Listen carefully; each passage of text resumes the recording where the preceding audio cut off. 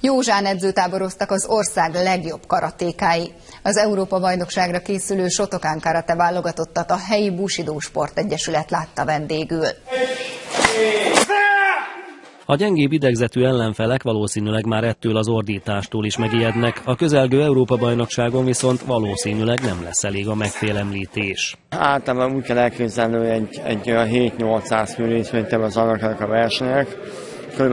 25-30 országból, tehát nagyon komoly mezőny gyűlik össze. Vannak országok, akik alapból olyan 200 versenyzőt indítanak. Az a verseny szabály, hogy akár formagyakorlatban, akár küzdelmekben minden ország 4 embert indíthat korcsoportonként. Mi valószínűleg egy embert tudunk bejutatni, csak olyan létszámban tudunk kivenni. Elsősorban anyagiak hiány kénytelen kevés versenyzővel utazni az EB-re a Shotokan karate válogatott. Állami támogatás nélkül a szponzorokra és az önerőre támaszkodik a csapat. Nagyon sok nyomot hagy az ember lelkébe, és éppen ez az egyik ok, ezek az emlékek az oka annak, hogy pont a karatét kezdtük el első körbe támogatni, hiszen azt gondolom, hogy ez az a sport, ami még tegező viszonyban van a legendákkal és a régi szamuráj erkölccsel.